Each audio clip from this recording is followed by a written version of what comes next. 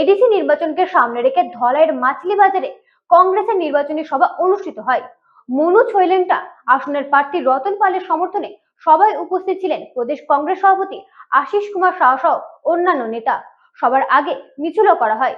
বক্তব্যে আশিস শাহ বিজেপি ও জোট সঙ্গীদের সমালোচনা করে আদিবাসীদের স্বার্থে কংগ্রেসের লড়াইয়ের কথা তুলে ধরেন। অন্যদিকে প্রার্থী রতন পাল জয়ের ব্যাপারে আত্মবিশ্বাসী জানিয়ে এলাকায় বিভিন্ন সমস্যার কথা উল্লেখ করেন। ত্রিপুরায় আগামী 12 এপ্রিল অনুষ্ঠিত হবে ত্রিপুরা উপজাতি স্বশাসিত জেলা পরিষদ নির্বাচন। রাজ্যের আসন্ন এডিসি নির্বাচনকে সামনে রেখে রাজ্য জুড়ে জমে উঠেছে রাজনৈতিক কুচকাওয়াজ। এরই অঙ্গ হিসেবে ধলাই জেলার মাছলি বাজারে নির্বাচনী সভা করল কংগ্রেস। মনু ছৈলেংটা আসনের কংগ্রেস মনোনীত প্রার্থী রতন পালের সমর্থনে হয় সভা। উপস্থিত ছিলেন প্রদেশ কংগ্রেস সভাপতি আশিস কুমার শাহ, প্রদেশ কংগ্রেসের সাধারণ সম্পাদক তরুণ শাহ, প্রদেশ কংগ্রেস কমিটির সম্পাদক সত্যবান দাস, মহিলা কংগ্রেসের জেলা সভানেত্রী ফুলকুমারী গোস্বামী সহ মনু ছৈলেংটা, ছাও মনু, কচুছড়া, দেমছড়া ও করছড়া আসনের কংগ্রেস মনোনীত প্রার্থীরা। এদিন সভা শুরুর আগে কংগ্রেস কর্মী সমর্থকদের উদ্যোগে মাছলি বাজারে প্রার্থী রতন পালের সমর্থনে হয় মিছিল শেষে আয়োজিত পথসভায় বক্তব্য রাখতে গিয়ে প্রদেশ কংগ্রেসের সভাপতি আশিস কুমার শাহ বলেন, এই নির্বাচনে ভোটদানে বিভ্রান্ত হচ্ছে মানুষ। তিনি বলেন, যারা ভোটে প্রতিদ্বন্দ্বী তারাই সরকারের শরিক। তিনি বলেন, বিজেপি তীব্র মাথা এবং আইপিএফটি সরকারের শাসন ব্যবস্থা চালাচ্ছে, কিন্তু এডিসিতে যখন নির্বাচন হচ্ছে তখন ভোটারদের কাছে আলাদা আলাদাভাবে ভোট চাইছে তারা। তিনি বলেন, এটা একটা কঠিন চ্যালেঞ্জ, তাই সিদ্ধান্ত নিতে হবে ভোটারদেরকে। তিনি বলেন, 8 বছরের উপরে যারা ত্রিপুরায় সরকার চালাচ্ছে তারা আদিবাসীদের জন্য কি করেছে এবং পাহাড়ে 5 বছর ধরে যারা সরকার পরিচালনা করেছিল 5 বছর আগে আদিবাসীদের দেওয়া প্রতিশ্রুতি কতটা বাস্তবায়িত হয়েছে তা ভাবতে হবে মানুষকে। নির্বাচন এমন ভাবে অনুষ্ঠিত হচ্ছে এই রাজ্যের মানুষ বিভ্রান্ত। ভোট দেওয়ার ক্ষেত্রে তাদেরকে সঠিকভাবে সুচিন্তিতভাবে বিবেচনা করতে হবে। এখান থেকে যারা প্রতিদ্বন্দ্বী সরকারে তারা শরিক, আর নির্বাচনে তারা একে অপরের প্রতিদ্বন্দ্বী। বিজেপি ত্রিপুরা মতো আইপিএফটি তারা শরিক হিসাবে সরকারে মন্ত্রিত্ব করছে, সরকারের শাসন ব্যবস্থা চালাচ্ছে। কিন্তু এই নির্বাচন যখন হচ্ছে এডিসি এলাকায় এসে বলছে, বিজেপি বলে আমাকে ভোট দাও, মতা বলছে আমাকে ভোট দাও, আইপিএফটি বলছে আমাকে ভোট দাও। ভোটাররা আপনাদের কিন্তু সিদ্ধান্ত নিতে হবে, কারণ এটা একটা কঠিন চ্যালেঞ্জ। 8 বছরের উপরে যারা এই রাজ্যের সরকারে আছেন, ত্রিপুরা সরকারে যারা আছেন, আদিবাসীদের জন্য তাদের কি বক্তব্য? তারা 8 বছর আদিবাসীদের জন্য কি করেছেন?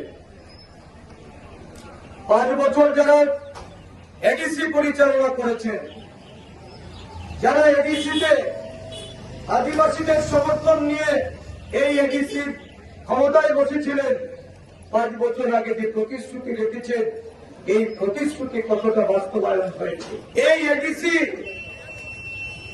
ত্রিপুরা সহ ভারতবর্ষের 4টি রাজ্যে সংবিধান সংশোধন করে প্রয়াত প্রধানমন্ত্রী ইন্দিরা গান্ধী, জাতীয় কংগ্রেস দলের প্রধানমন্ত্রী ছিলেন উনি, ওনার প্রধানমন্ত্রীত্বে সংবিধান সংশোধনের মাধ্যমে এই 6ষ্ঠ তফসিল উনি গঠন করেন, যার মাধ্যমে 1983 সালে এই রাজ্যে আদিবাসীদের রক্ষা কবচ, এডিসি এলাকার জনগণের তাদের উন্নয়নের জন্য, দ্রুত উন্নয়নের জন্য, বিকাশের জন্য দেশের প্রধানমন্ত্রী, কংগ্রেস দলের প্রধানমন্ত্রী যে পদক্ষেপ নিয়েছিলেন, আজকে 4 দশক পেরিয়ে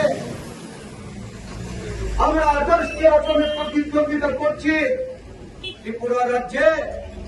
এই নির্বাচন আজকে কংগ্রেস দল আপনাদের দ্বার প্রান্তে এসেছে। ত্রিপুরা প্রদেশ কংগ্রেসের সভাপতি আরো বলেন, জনজাতিদের স্বার্থে দেশব্যাপী লড়াই করছে কংগ্রেস, আদিবাসীদের স্বার্থে লড়াই করছে কংগ্রেস নেতা রাহুল গান্ধী। এরই অঙ্গ হিসেবে ত্রিপুরায়ও কংগ্রেস আন্দোলন চালিয়ে যাচ্ছে বলে জানান তিনি। আশিস শাহ এদিন দাবি করেন, ত্রিপুরার পাহাড়ে ধীরে ধীরে জমি খুঁজে পাচ্ছে কংগ্রেস। তিনি বলেন, যে কংগ্রেসের 2 বছর আগেও পাহাড়ে কোনো জমি ছিল না, সেই কংগ্রেস এবারে নির্বাচনে লড়াই করছে 28টি আসনে। তা দেখে অনেকেরই কপালে ভাঁজ পড়েছে বলে দাবি করেন কংগ্রেস নেতা। তিনি অভিযোগ করেন, ত্রিপুরার আদিবাসী যুবকদের জন্য নেই কোনো কর্মসংস্থান, নেই কোনো চাকরি। তিনি অভিযোগ করেন, আদিবাসী বেকারদের যারা একসময় চাকরির প্রতিশ্রুতি দিয়েছিল, সেই বিজেপি বা তীব্র মাথার নেতারাই ক্ষমতাসীন হওয়ার পর কোন লড়াই করছে কিনা আদিবাসী যুবকদের চাকরির জন্য। এদিন আলোচনা প্রসঙ্গে বিজেপির জোরসোরে তীব্র মাথাকেও এক হাত নেন ত্রিপুরা প্রদেশ কংগ্রেস সভাপতি আশিস কুমার সাহা। এর স্বার্থে আজকে কংগ্রেস দল লড়াই করছে, সারা দেশব্যাপী লড়াই করছে।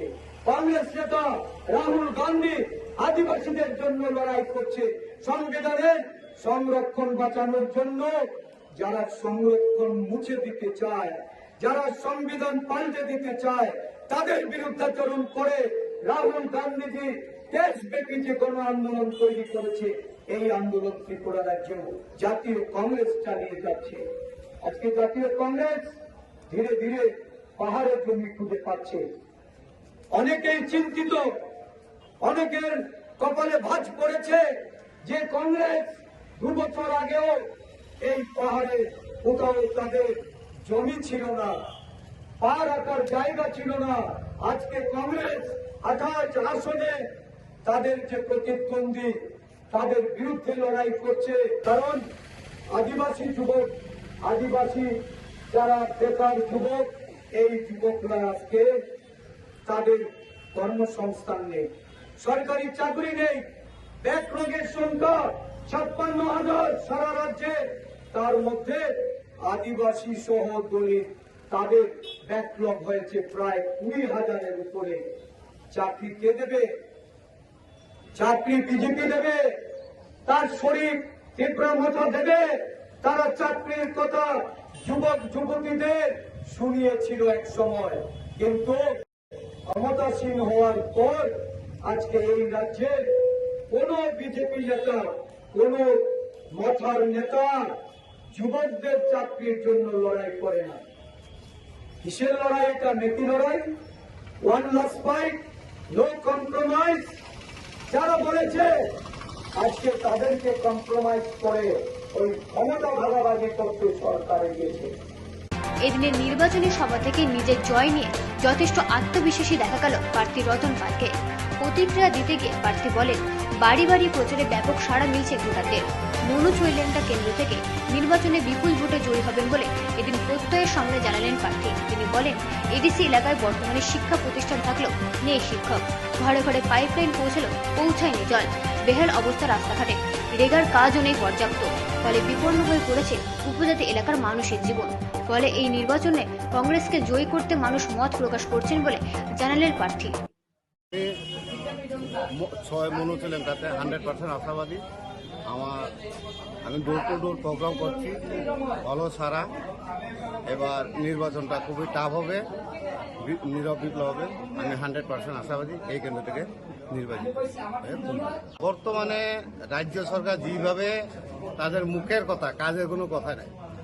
এডিসি এরিয়াতে যতগুলো শিক্ষা প্রতিষ্ঠান আছে, প্রত্যেকটা শিক্ষা প্রতিষ্ঠান আছে, কিন্তু শিক্ষক নেই। পানীয় জল ওনারা যেভাবে বলছে, ঘরে ঘরে পাইপলাইন গেছে, কিন্তু পানীয় জলের কোনো ব্যবস্থা নেই। রাস্তাঘাটে বেহাল অবস্থা, এবং এমজিএম রেগা যেটা দেয়া আমাদের উপজাতি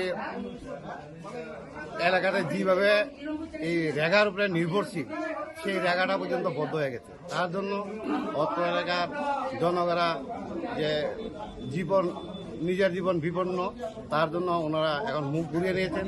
এবার সবারই একটাই মত, সবার একটাই কথা, সবাই বলছে এইবার আমরা ভারতীয় জাতীয় কংগ্রেসকে হাত চিনিয়ে ভোট দেবে, এটাই ওনাদের। এদিন সভা শুরুর আগে কংগ্রেস কর্মী সমর্থকদের একটি সুসজ্জিত মিছিল পরিক্রমা করে মাছলিবাজার এলাকা কর্মসূচি থেকে পাহাড়ে কংগ্রেস সরকার গঠনের আওয়াজ তোলেন দলীয় নেতাকর্মীরা।